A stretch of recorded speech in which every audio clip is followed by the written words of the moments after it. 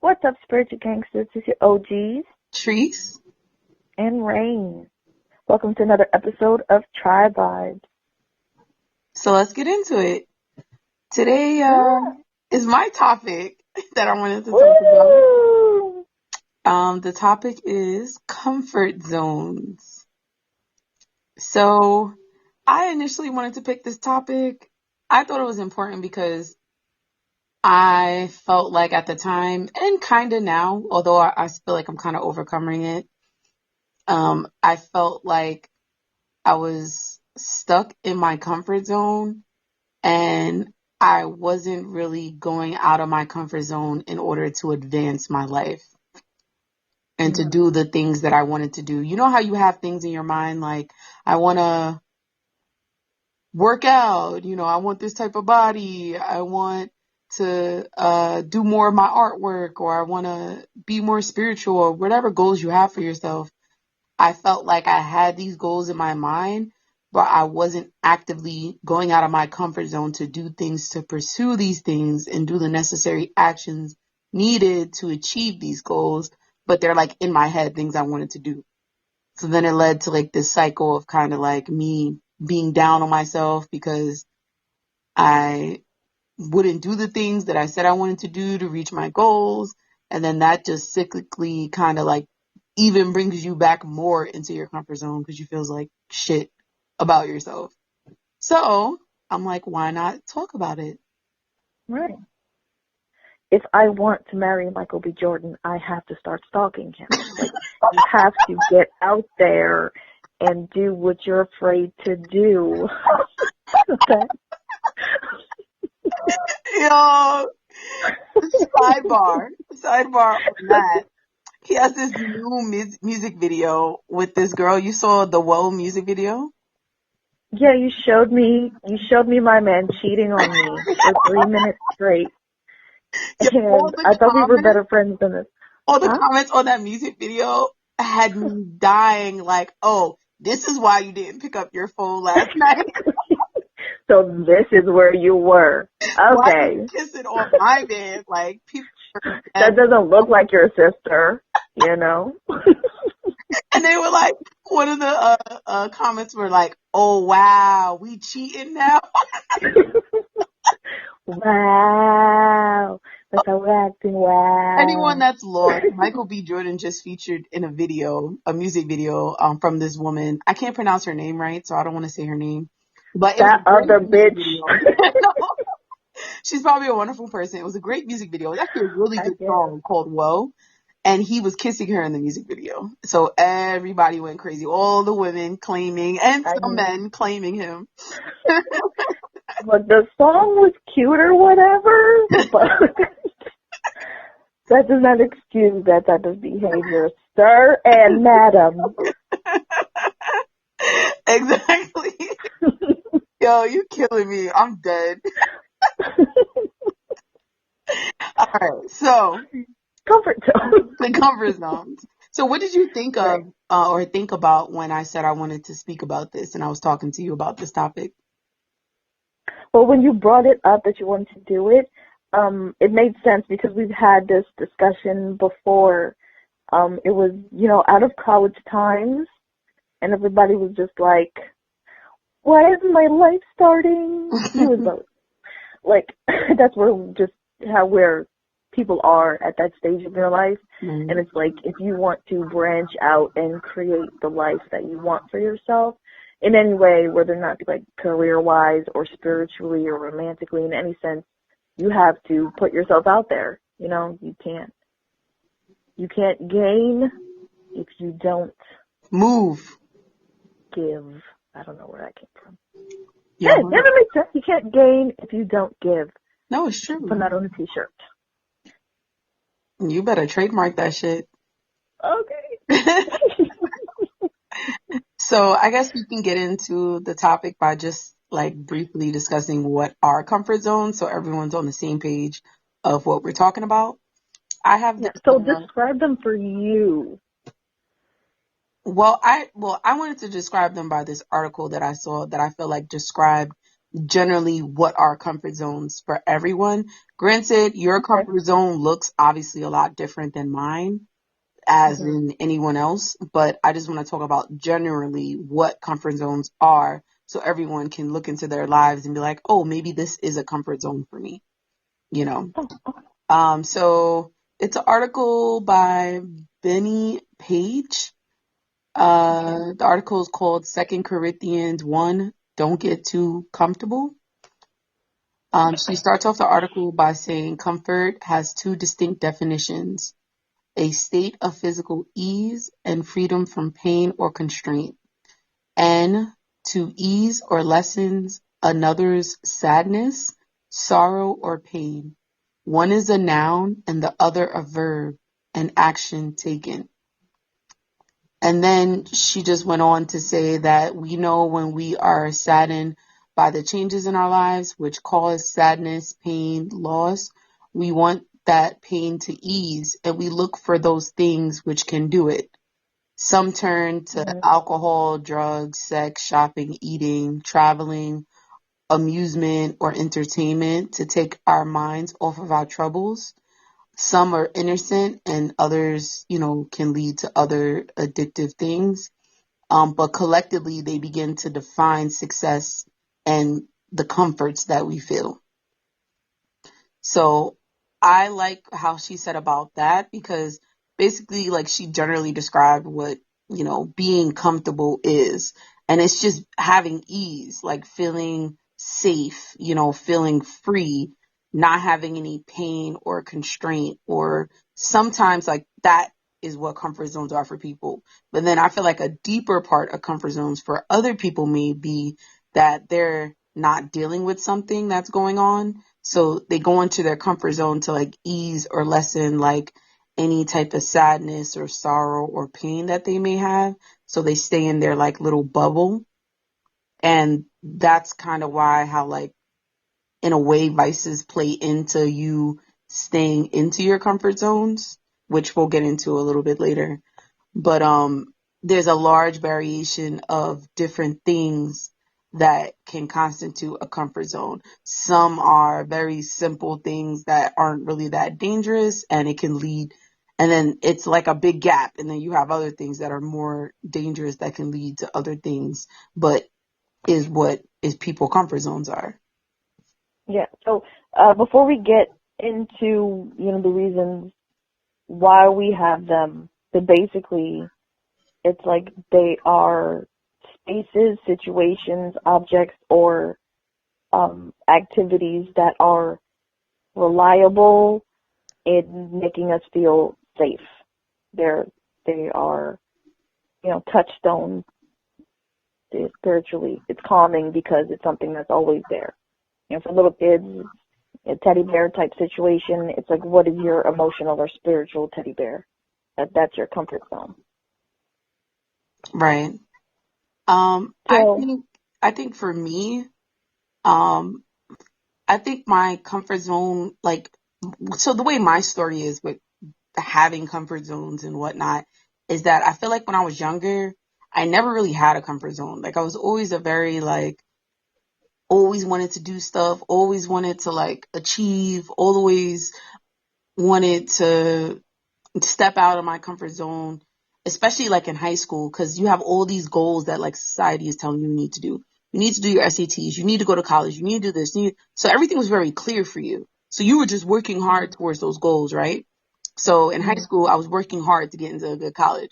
Got into a good college, got into a good program. Now in college, I'm just working hard and getting out of my comfort zone and doing what I need to do to actually graduate, because graduation is the goal. I feel like college was the easiest time of my life because I knew what I needed to do. I know our stories are different about college, but I feel like I knew what I needed to do and I got it done, and that was it. You know what I mean? And I was able to step out of my comfort zone because my goals were clear. I had all this pressure to do this. You're spending all this money. So I'm graduating. I don't know about anybody else, but I'm graduating. All the money I'm freaking spending on school. So that happens. I graduate. Then after graduating, the hustle is getting a job. Oh my God, I gotta get a job. So I'm filling out all these applications. I'm going to all these interviews. I'm like going hard, getting out of my comfort zone, doing what I need to do because of all this pressure. And then I get the job. And the pressure in the beginning of your job is kind of like just, fitting in, doing your job Right. correctly, being a new professional, in a place where you don't know anyone, making friends. But after you made the friends at work, after you feel comfortable, after you start settling in to your position and there's nothing more to do, is the start of me being in a comfort zone because I no longer had that pressure. Everyone's like, oh, you have a job, you have this, like as if like all this time I was trying to get at a success level. And now that I'm at that level where as if I don't do anything else, I'll be okay. But there's a lot of things Right. I still want for myself. So now it's not a matter of need, like getting out of my mama house, graduating, paying off this debt. You know what I mean? Like those are things I Yeah. needed to do. Now I feel like I struggle with comfort zones because the things that I want to do for my life are things that I want, but there are positive things that I want from my life, whether it's getting in shape, being more spiritual and doing this and that. But because I don't have the pressure of all these things I had in high school and college and trying to find a job, it's so much easier to get into this comfort zone. So my comfort zone and my issues with comfort zone is that I equate being comfortable with success because I've been so uncomfortable most of my life.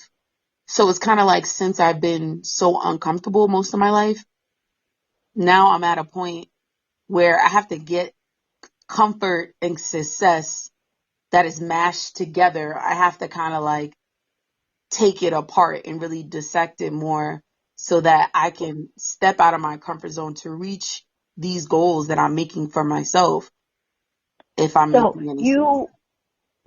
okay, so I'm just trying to understand. So you're saying that your comfort zone was success itself, like you being comfortable and always No, I like, feel like success is comfort to me because I struggled a lot from being young to actually, like when I was younger and I wasn't thinking about all the worldly things that I'm thinking about now, I always equated comfort with success. Like, oh, I would be so, if I feel comfortable, that means I'm successful. Comfortable meaning having enough money to survive or, especially when you come from like circumstances that are not like maybe a little below standard. mhm. Once you get into an environment where you can actually pay for the things you want to pay for and do the things that you want to do and be okay, you kind of get too comfortable in that circumstance. Because before, when I didn't have all these things, I've thought that, oh, if I have these things, I will be successful because I will be comfortable. But now I, that I have these things, I'm realizing how fickle things are. And I want to elevate myself more outside of the zone of what I believe to be comfortable based on my success. oh, okay. Now it's just a different definition for you then.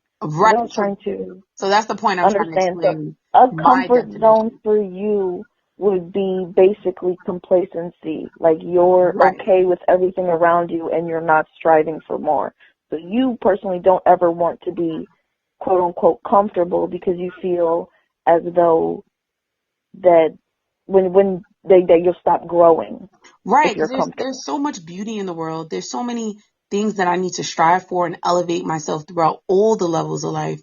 And I Okay. don't want to stop here. But it's so easy to sometimes be like, I'll be okay. Like, I'll be all right. Like, I make enough money to like, Okay. like kind of just chill. Not So saying you I so make you a mean lot of money. yeah, you mean physically comfort to have like financial security Right. was a comfort zone for you, but now you want to be able to strive for something not so physical. So to keep reaching for your goal Right. But because it's like kind I of got you. all my circumstances. Like, for instance, like everything kind of plays into each other because I feel comfortable at work and I go out with my friends to drink after work, and I have all this time to go out and have fun and not focus on, like, say, my health or my body, going to the gym and do this. Like, you know, when people, oh, so you have time to go out and drink, but you ain't have time to go to the gym. Okay, I see you. Like that type shit. Like, you know, you have all the time in the world to go on vacation. You going here, you going there. You know, I started traveling a lot and doing all this stuff and having a good time, but I wasn't really nurturing myself. So I think I kind of got a big jump in salary very quickly and a big jump in comfort very quickly that I kind of like super indulged in a way. And then after I'm so full, I sit back and I'm like, wow, it feels good just to not be striving right now for anything. Yeah. You know, after all these decades of, well, I guess these 2 decades or, you know, a 10-year span of working hard to do something, to be something, to be somebody, I think that's just kind of like a post-college woe of comfort zone type perspective. It's now that you've achieved everything off of your checklist, you have to scrap it and make a new checklist for yourself. Exactly. But the process in between making that checklist and getting the energy and now stepping out the comfort zone, it takes a lot more energy to pick yourself up after that. Because technically, I can work day to day and be able to maintain my life and still have fun and not strive for more if I so choose. But that's not what will fill my heart up. But then we have these superficial things like whether it be alcohol or going out or going on vacations or being lazy or Netflix that can kind of fill us up where our goals kind of get to the back of our head and we kind of just forget about everything. I get you. So that's where I'm at with comfort zones. It's different for everyone, but it kind of goes back to the definition of physical ease and freedom from pain or constraint. So Everybody has their own, right. So that's how mine goes back into that.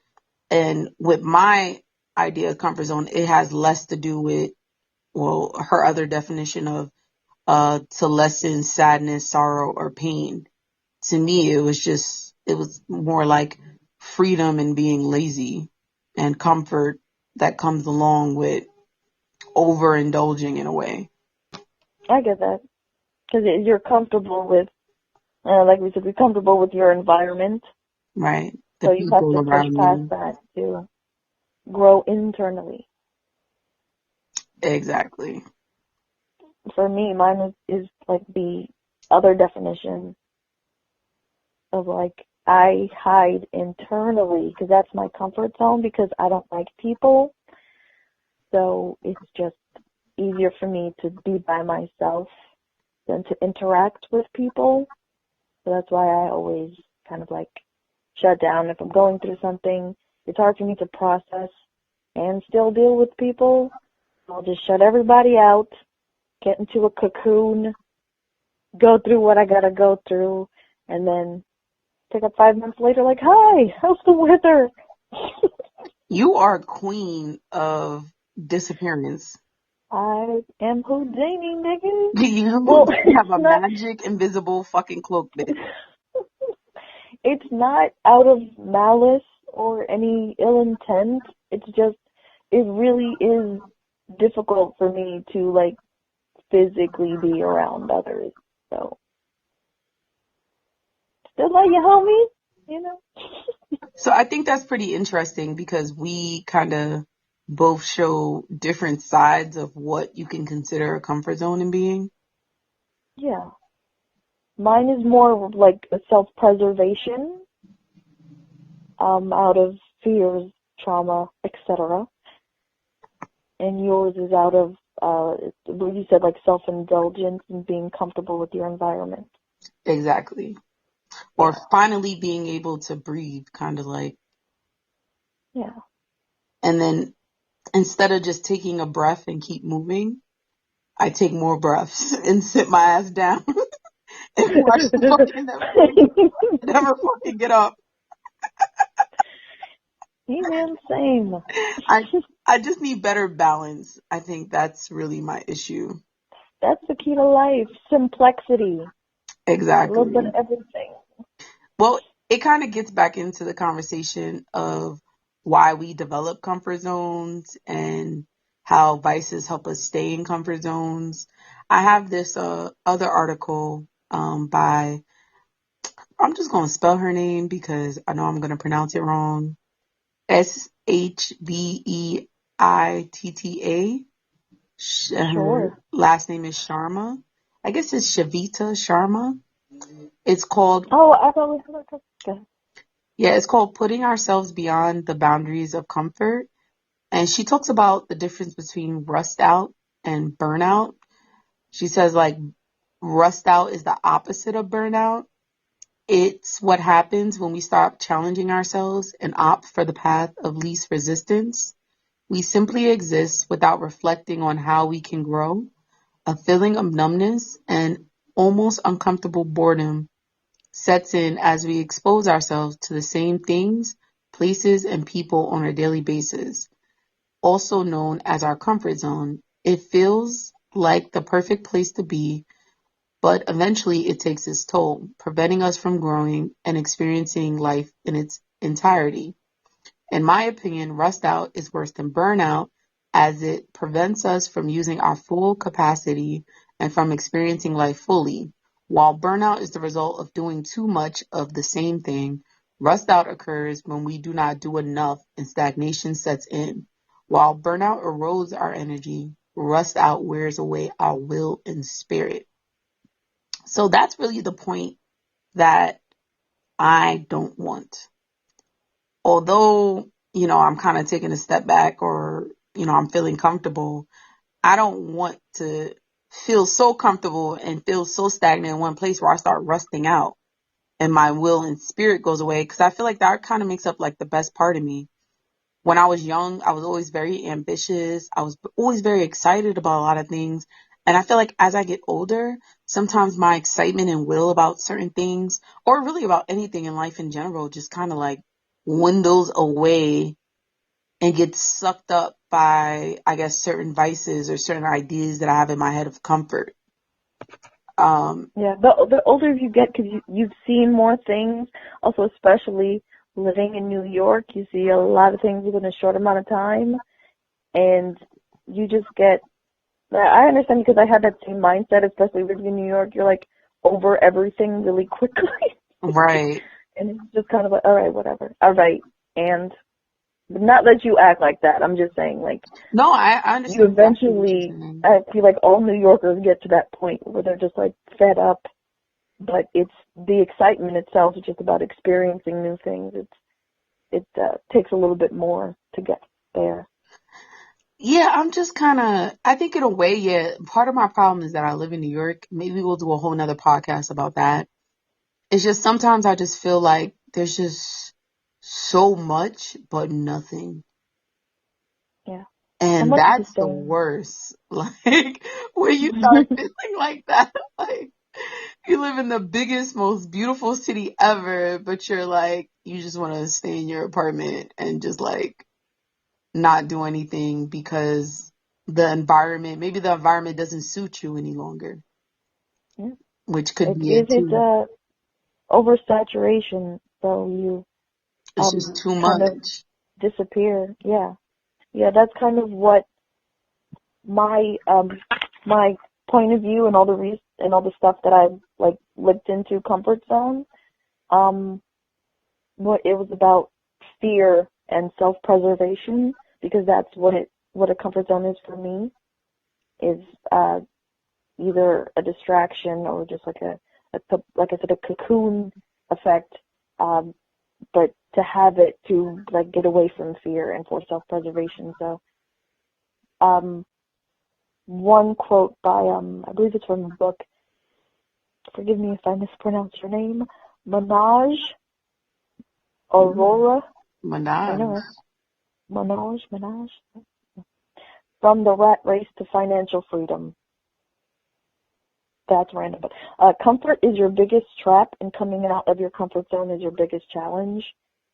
Coming out of your comfort zone is such a big thing. It's difficult for a lot of people. Obviously, something that we both struggle with. That's why we're having this, that's why it's one of our topics. But that's the thing that keeps us in those comfort zones is the fear of change, the fear of challenges and overcoming those obstacles that we have in our lives, or probably that we put there ourselves in order to get to the other side and out of our comfort zone and growing and changing and such. I feel like also dealing with your shit, whether that means therapy, whether that means being self-reflective, because like you said, sometimes you have comfort zones because of some trauma or some pain you feel inside and you're kind of like running away from it. I feel like only really when you face, kind of your demons in a way, that's kind of really one of the ways you can kind of like start to break down the reasons why you have a comfort zone and then try to overcome them in a way. Yeah, I know that's, but the process of healing, because I know for me personally, even though like I have a checklist, what's wrong with me? I know the reason why, but in overcoming it, that comfort zone is needed a little bit before you can just go out there and do what you got to do. Not all the time is it a jump off the cliff straight into your deepest fear kind of healing, because that can be sometimes even more harmful. And I do have a quote here by Richie Norton. It says, "It's not about getting out of your comfort zone to reach your goal. It's about widening your comfort zone so far that your goal fits comfortably inside." So it's like baby steps in that whole process, because sometimes that's needed as well. Like every person heals differently. But before you branch out to a place that you're comfortable, you need to have a little bit of a security blanket just to inch your way in there. Now you gotta jump off a cliff. I read that quote a lot differently. I saw that quote more like, it's not about, so his quote is, it's not about getting out of your comfort zone to reach your goal. It's about widening your comfort zone so your goals feel comfortably inside. I thought of it like, start doing things that align with your spirit and that you feel comfortable with, but it's also a part of your goals. Need a little bit more elaboration. Give me an example. I'm a simple bitch. I like pictures. So it's kind of like, for instance, I wanted to start waking up at 4 a.m. every day. That's one of the because one of my comforts is sleep. Like, I'm a big sleeper. I love to sleep. Literally, I can sleep any day, anytime, all day, however long you want me to. Sleeping is my kryptonite. Sleep every night. What the doctor say? I mean, like, anytime throughout the day, I can knock out. Like, I'm the type person, even on the train going to work, like, I'll sleep for 20 minutes. I can sleep whenever I need to sleep. And maybe we can do another podcast about that, because, like, I'm a big lucid dreamer. We ain't even getting this shit done, but we got mad ideas. Because I'm a big, like, lucid dreamer. I have very vivid dreams. I remember almost all my dreams. Like, it's, like, crazy. So, like, I love to sleep. Love, love, love to sleep. Feel like I'm in a different world. So one of the things I've wanted to do was, I remember when I was a little bit younger, maybe like in my teens, early 20s, I used to wake up at like 3 o'clock a.m. to go to work in my teens. Yeah. And the reason why is because I used to wake up at 3:30. I used to run around my neighborhood for a couple of miles. Was anybody chasing you, sweetie? No, come back home, stretch, right? And as I'm stretching in my like front yard, because I used to stretch in my front yard, I slowly saw the world waking up. And that was the most beautiful moment of my day. Like you went from complete darkness I would run into. By the time I ran back, started stretching, you slowly hear the birds chirping. You slowly hear like the animals waking up. Then you start hearing the cars, and then you start seeing random people come out. You know, like to me, it was Yeah. beautiful. It was the most beautiful time of the whole day. And I got my exercise in. I'm feeling good. You know, it's just, that's what makes me feel good. And that's what makes me feel safe. That's what makes me feel like it's worth getting up in the morning to like see people and animals and everything like start their day, go from nothingness to alertness. Like to me, that's beautiful, right? So Right. that was when I was a teenager. I remember my story. I was way more ambitious and doing a whole lot of stuff and filled up with a whole lot of will and ambition and spirit, more so when I was younger. To like now, and I notice now, like I sleep in until 12, 2 o'clock, 3 o'clock. Like I do whatever I want to do. And part of that was I used to work nights too. So like my schedule was like all the way off. So don't think that like, yeah, every day I was just sleeping in until like 3 o'clock. Like sometimes I wouldn't get home until 8 in the morning. So, you know, whatever.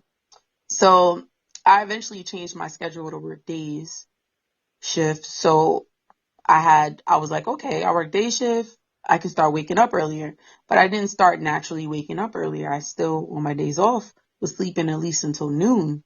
And then I was wondering why I was still in my comfort zone, not wanting to work out, not wanting to do certain things, just wanting to feel comfortable, just wanting to just chill and, you know, not do anything. Or if I do anything, it's like going out with friends, hanging out, doing this and that.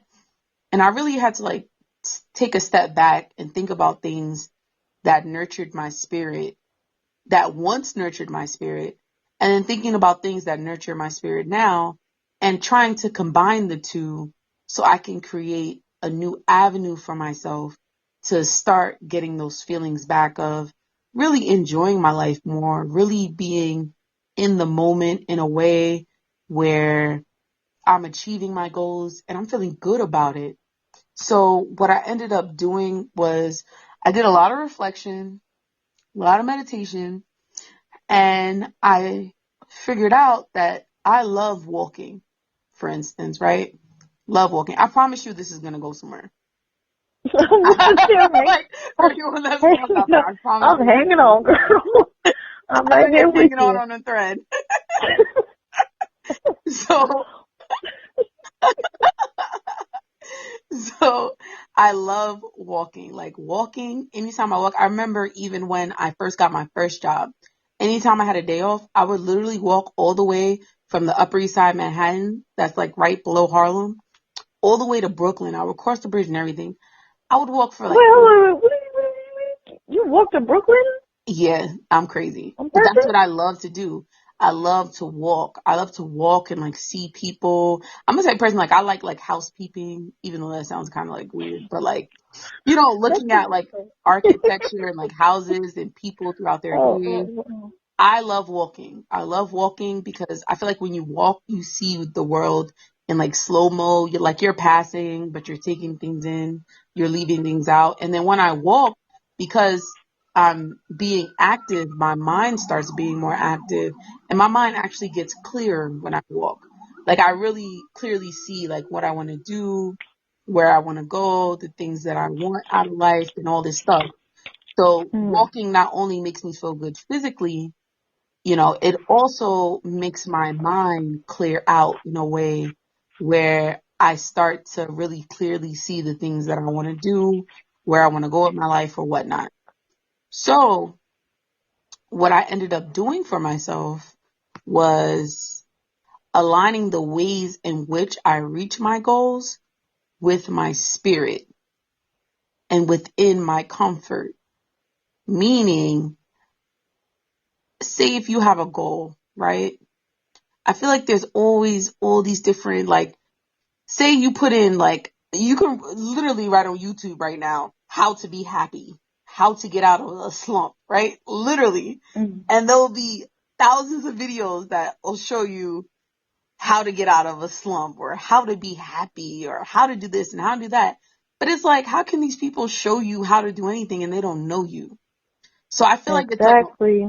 it's like an overload of information in a way where you forsake yourself at the will of somebody else's opinion or somebody else's way of how they achieved what you want.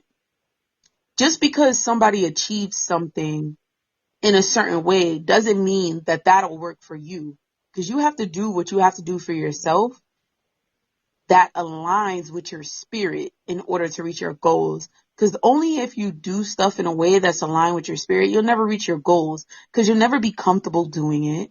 You're always going to feel like you're living somebody else's life or doing things in a way that, you know, you don't like. You know what I'm saying? So I had to really like figure out, how can I reach my goals and do things that make my spirit motivated, that makes me feel excited and willful. Because sometimes you can look at one of these videos on YouTube and you can get inspired, like definitely. Like you can get inspired looking at some bad bitch with some abs, her journey. She used to weigh 300 pounds. Now she's 150 pounds, 145 pounds, bomb ass bitch, fat ass, thighs looking good, all this stuff. You could be on your bed literally eating a fucking sausage and some fucking chips. Like, Wait, yo. wait, wait.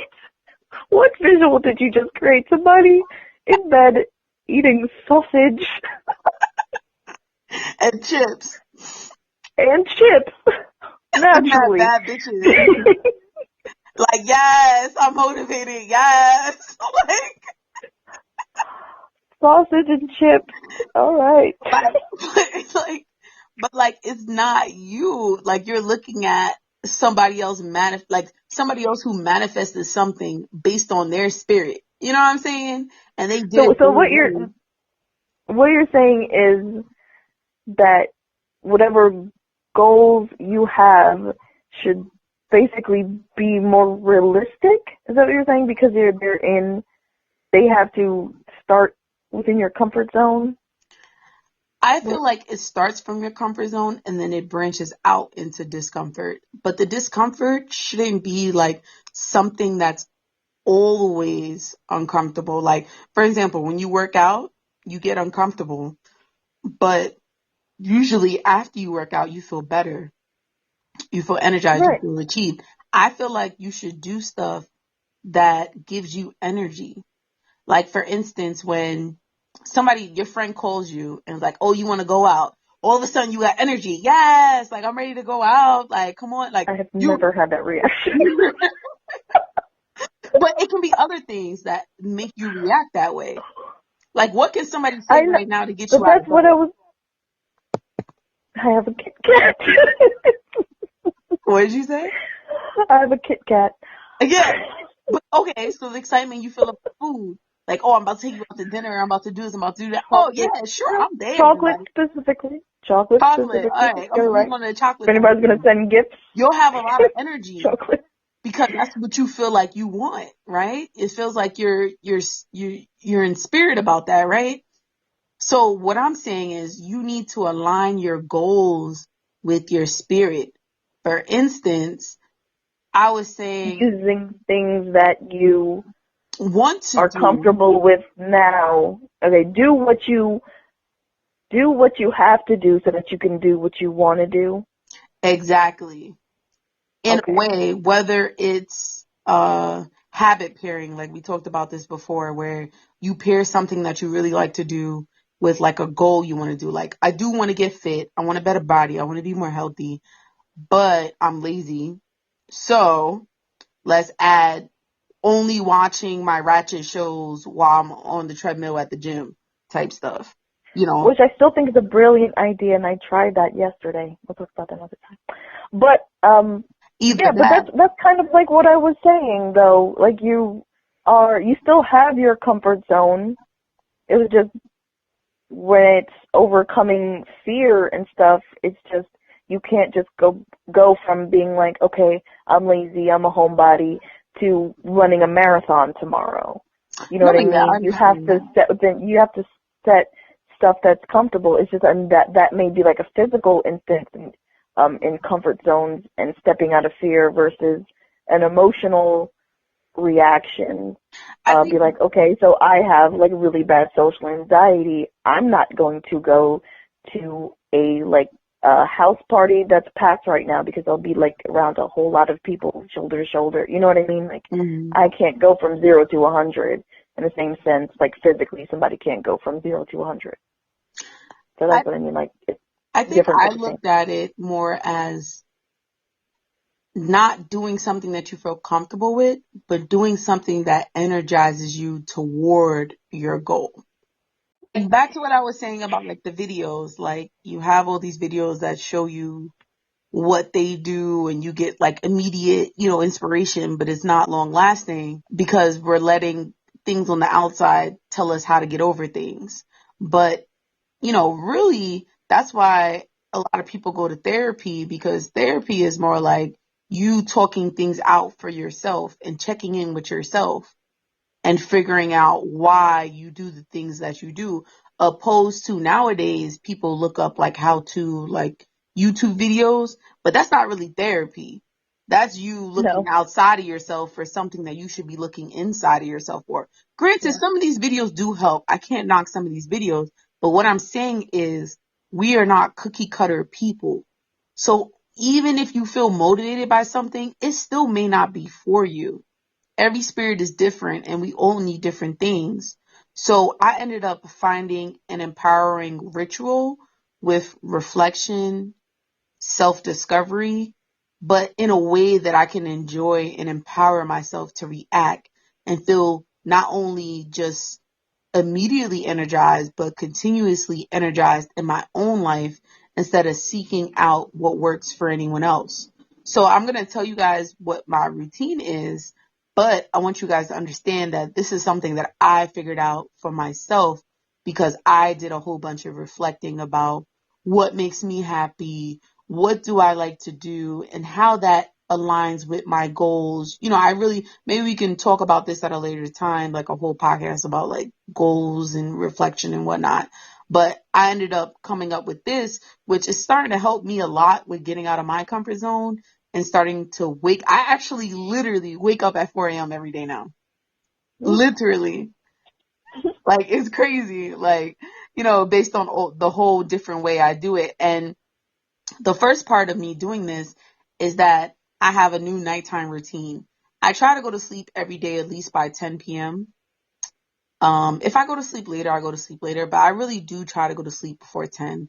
And the reason why I try to do that, because my goal is to wake up at 4 a.m. Obviously, you need more sleep. And if I enjoy my sleep, I need to actually go to sleep earlier so I can wake up at 4 a.m. and enjoy my day, right? So what I start doing around like 8 o'clock, 9 o'clock, I try to do it around 8 o'clock. I make a whole nighttime reflection. I take a shower. And I don't know if people look at like Sadhguru. Even if I took a shower like earlier on in the day, I take a shower at night all the time. Just because he talks about like the connection with water and kind of like washing away the day. Sadhguru? Sadhguru is like S-A-H guru.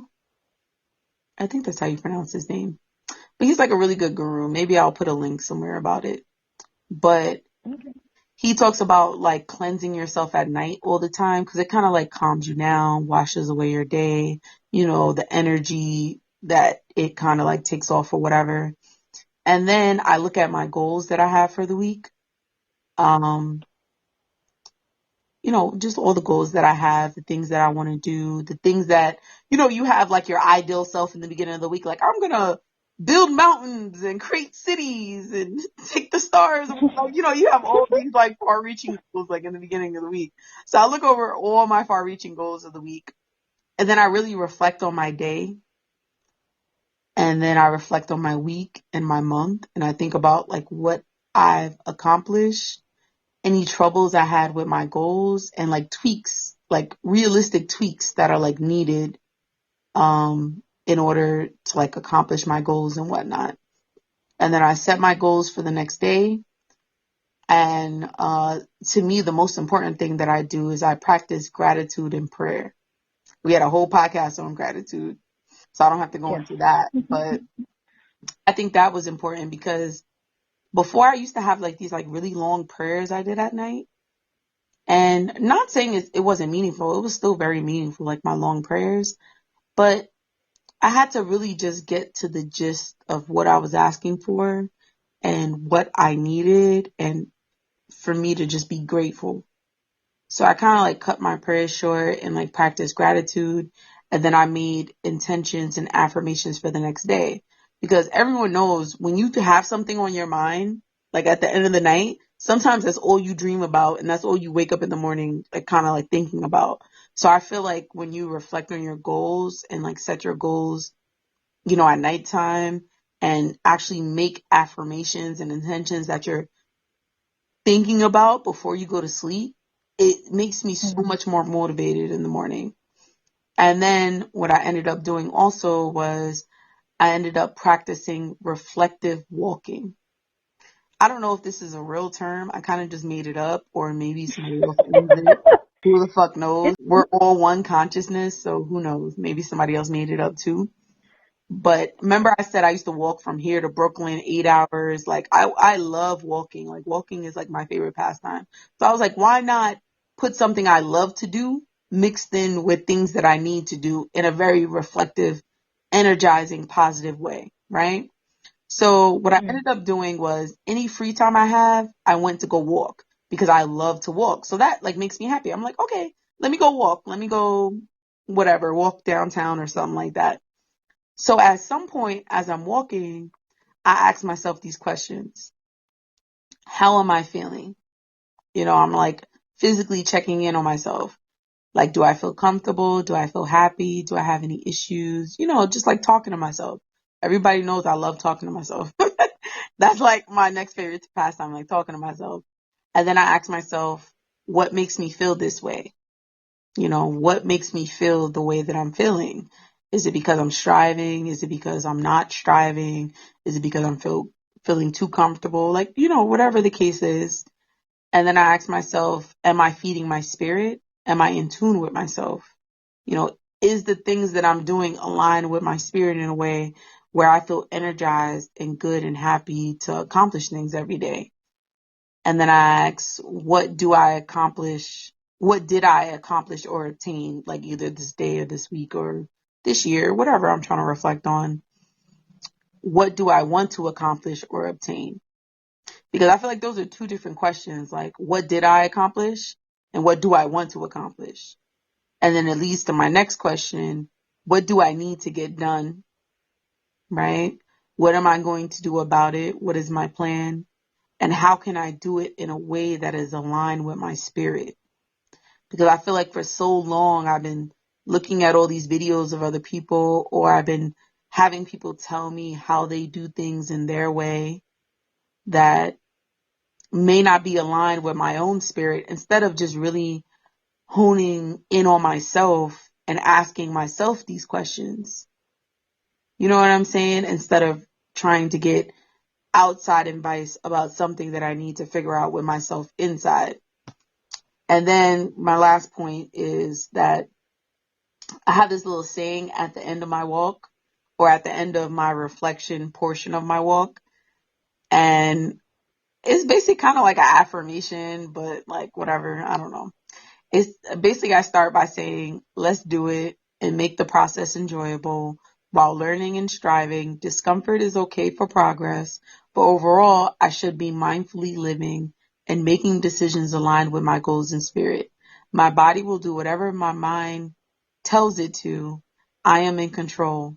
I dare to be amazing and fully present, making decisions and enjoying the process, and I refuse to be on autopilot or be down on myself. I'm a boss bitch that make things happen and get shit done. Time to uplift and get busy. Hey. So I like that. So you broke down everything about your comfort zone that you wanted to address and to motivate yourself, and you have a to-do list and a schedule.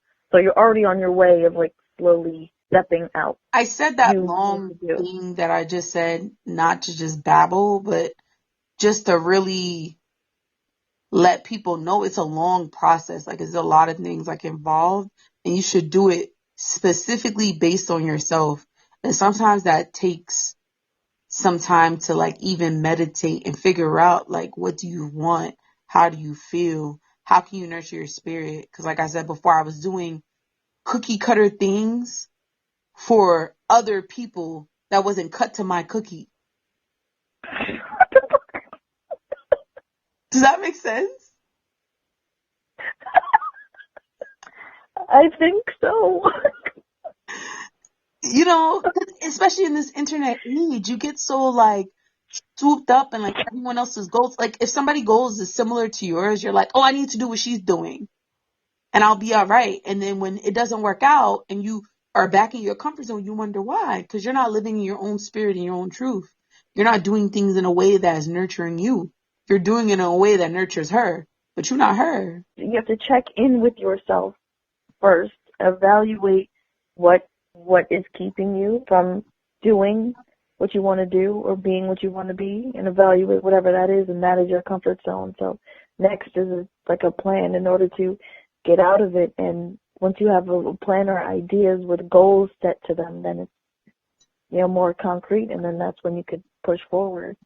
The whole point that I was trying to make is that you need to have a reflection and a energizing portion towards the end of that reflection, or an energizing activity attached to that reflection that can continue you throughout your journey to accomplish your goals. Like whether that's an energizing ritual or energizing reflective period, but it should really be attached to something that you enjoy doing.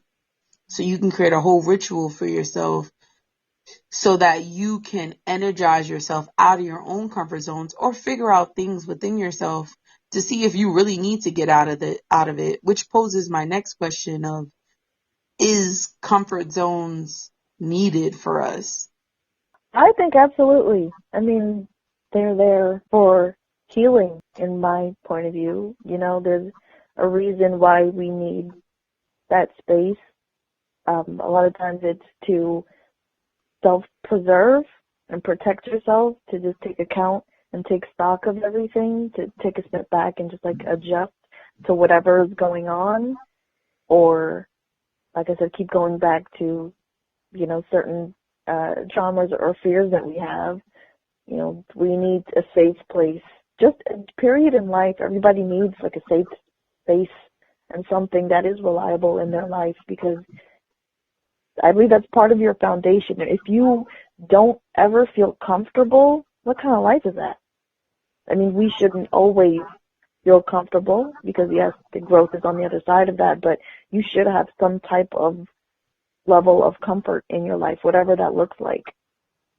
So physically, we crave security in the sense of finances, or like a roof over our head, and like food, like, and emotionally we crave security and comfort in other people, and spiritually we crave comfort in having a higher power to take stock or take account of things in one way or another. Like, comfort is very much a part of like just functioning as a human, I think. So I think it's important to have a comfort zone, but we should be able to know the difference and the time of when we should step out of it, and when it's okay to be in it, and to, you know, have that moment for yourself to heal, to learn, to preserve before you move forward.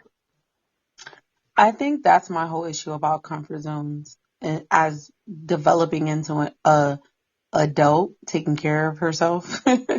It's like, it's all about the balance of it all.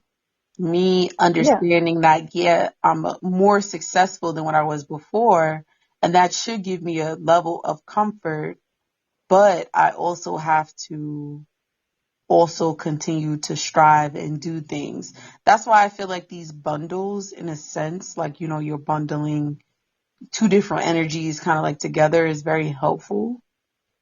in discovering what you need and at what point. I think the issue really at hand, which is my next question, is when do we realize we're nurturing ourselves in our comfort zones or sabotaging ourselves in our comfort zones? I like that.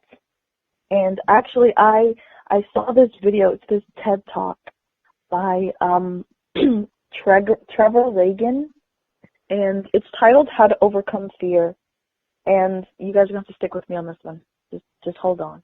Okay, in this video, he basically discusses how fear is instilled in us and like instinctually, and the act of realizing when we shouldn't go with our instincts in that sense, because it's getting in the way of our growth.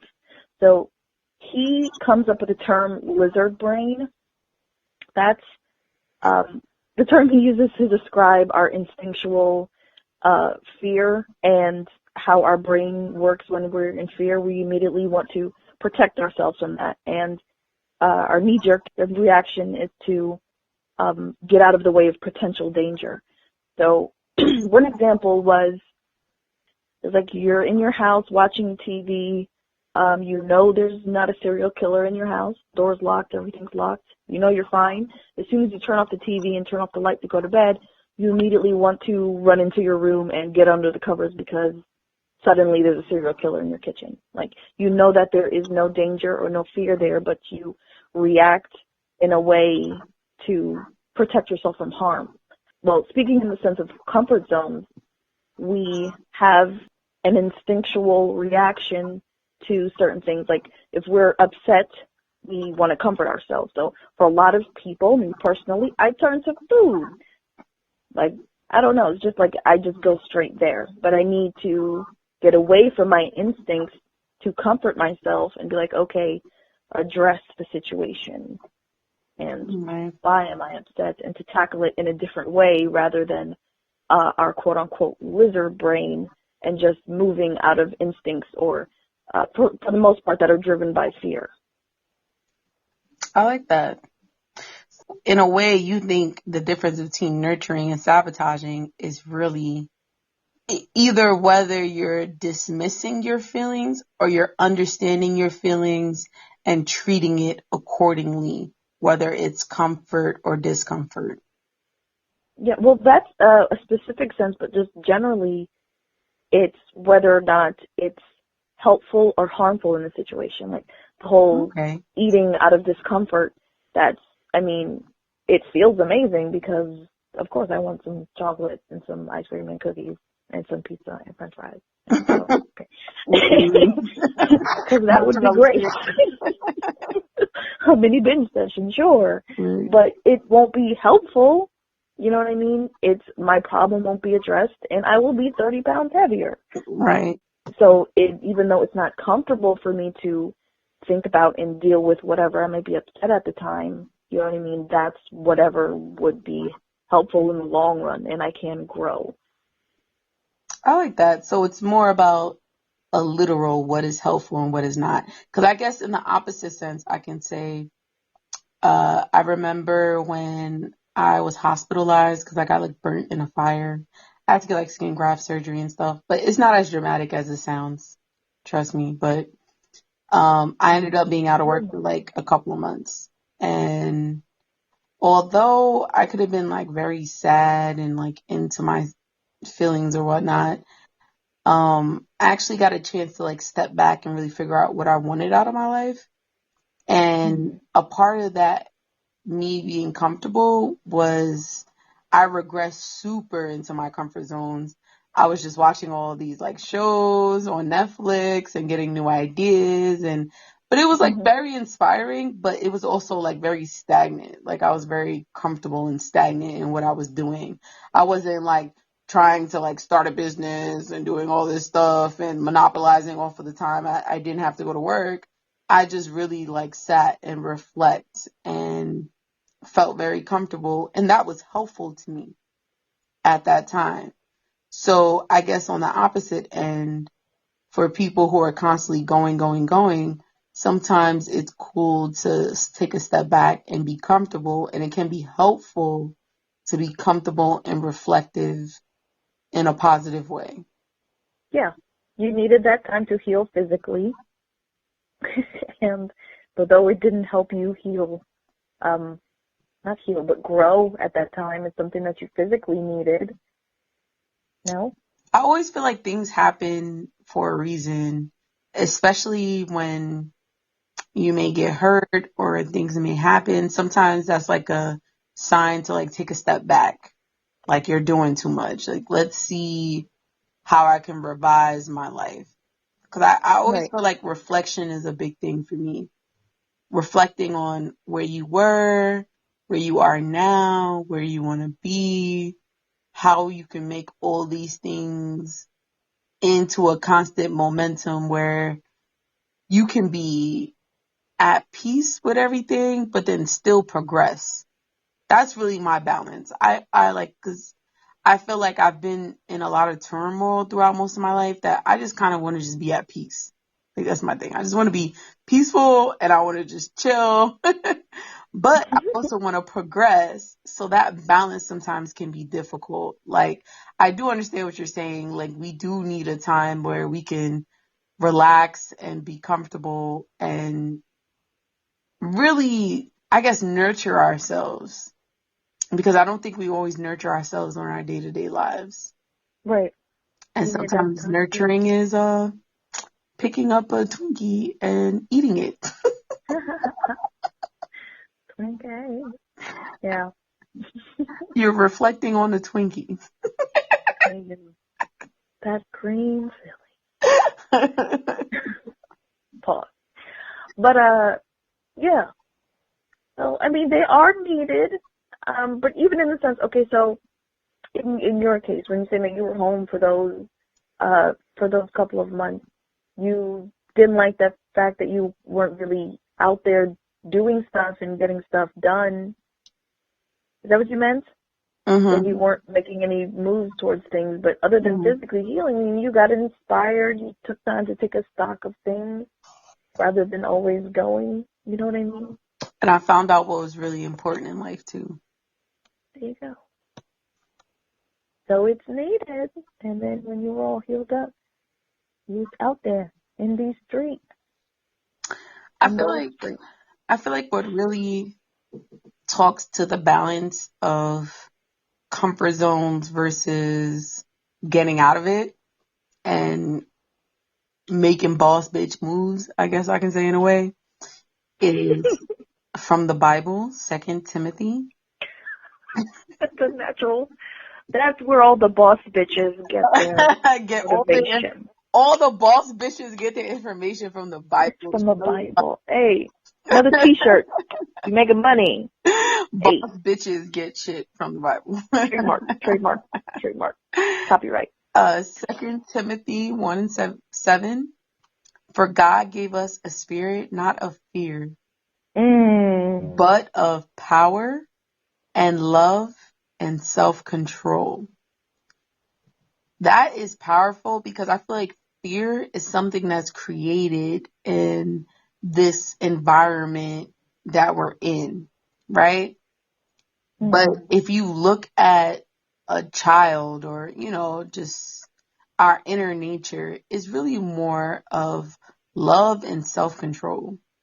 We know how to control ourselves, but through whether nature versus nurture and conditioning and going through life, the older you get, the more your spirit gets weared out or whatever the case may be, you kind of lose sight of love and self-control. And you lose sight of, I run this shit. I run my body. I run my life. You know what I mean? Like I'm steering the wheel. I'm the reason for my circumstances. And I feel like some people it's very hard to take that control back because of things and different traumas that people go through. And I know it's very hard to come back from like a lot of different traumas. So I don't want to minimize the things that people go through. But I feel like you're not really going to be free until you take that control back of your life, Whether that means you need therapy, you need to reflect on things, you need to, whatever you need, especially therapy is very important. You do need to take that control back of your life and be in control and do everything through love. And with that, you'll have power. That's true. You are in control of your own life. I found this quote from a book by Pandora Portillo. From Excuse Me, My Brains Have Stepped Out. She said, we are accustomed to the comforts of I cannot, I do not want to, and it is difficult, that we forget to realize when we stop doing things for ourselves and expect others to dance around us, we are not achieving greatness. We have made ourselves weak. So I feel like that kind of exemplifies what you were just saying. Like, we can't rely on other people's or sometimes even our own fear of wanting to do something. We have to realize that, ultimately we are in control of our own destinies, man. We are the master of our fate. Who said that? I know somebody said that. I don't know who said that. Maybe they can tell me. Some one of those niggas over there said it. What is that? I'm the master of my fate, something of my enemy. I don't know. It's some long crap. Pussy, poop. Yeah, it's one of those guys over there. Okay, so I'm going to say his poem just because I feel like it's very appropriate, right? Come through. You're allowed. This is Invictus, is the name of the poem by William Ernest Henley. Out of the night that covers me, black as the pit from pole to pole, I think whatever gods may be for my unconquerable soul. In the fell clutch of circumstance, I have not winced nor cried out loud. Under the bludgeonings of chance, my head is bloody but unbowed. Oh. Beyond this place of wrath and tears looms but the horror of the shade, and yet the menace of the years finds and shall find me unafraid. It matters not straight the gate, how charged with punishments the stroll. I am the master of my fate. I am the captain of my soul. Yes. Snap. Yo, he snapped like straight up. His mixtape is dropping in September. Keep an eye on. Featuring Nas and Migos. 2020. Just the words he uses, like his adjectives, like unconquerable soul. My head bloody but unbowed. Like, I've been through all this shit. Like, he way out of his comfort zone, by the way. Let's be clear. He ain't got no comfort zone. His blood. He in them streets. He in them streets, straight up. Head is bloody but unbowed. He is not afraid. He is the master of his fate and the captain of his soul. Like, straight up. Ultimately, real you're real nigga shit. Real nigga shit. Like, that's the name of his mixtape, by the way. Real nigga shit. Oh, Lord. Oh, I can't. But yeah, this basically you are in control. So, but ultimately, I mean, it's difficult to balance, as you were saying. It's what you're having a bit of an issue with. But I think that's like everybody is. Right. I mean, you just look at different problems that we face in society, like the whole, what do they call themselves now? Nationalists. Their comfort zone is just like a sea of white people. And other than that, they're uncomfortable with. Right. They need to incorporate one black person time by time in order for them to get out of their comfort zone. There's one black person at the meeting. I can handle that. Just sprinkle them around. But yeah, yeah. I think everybody struggles with that balance. But as I long feel as you like keep trying, it's a I think never. that's where I'm having a problem with. What are you having a problem with? Just keep trying. I feel like it's a never The whole ending don't give up thing. thing. It's a never ending thing. It's something that you'll forever probably struggle with. And it's okay. Because it's like, I peopled today. I'm good for a week or two. You people today. I can't. But I do feel like it's a never ending thing. It's like something we'll always struggle with for the rest of our lives. But as we grow, we get better time after time that we stepped out. I feel like, yeah, there's a time and place where you need to be sheltered in order to either deal with what you're going through or to grow as a person before you step out of your comfort zone. But it's something that you should constantly be reflecting about. Like, is this the time, or is it aligned with my spirit right now that I stay in my comfort zone? Or do I feel like I'm self-sabotaging myself at this point and I need to do better? And it's all about finding your own way to reflect and to energize yourself in a way that you can begin to achieve your goals and to be happy and to be energized about life and to conquer your comfort zone step by step. Because things only happen when your foot goes after the other. You know what I mean? You got to start somewhere, step by step, piece by piece, journey by journey. So How's that go? Step by step, day by day. isn't that a song? The world starts over, different kind of way. It's a theme song, step by step. Step by step, day by day. No? You know what's that going on? That sounds like a white person show. What show is it? It definitely was. Oh, I think you're going to get to That theme song sounds mad white. step by step, day by day. What theme song was that? It sounds familiar though, like I've watched it deeper before. we go, the stronger.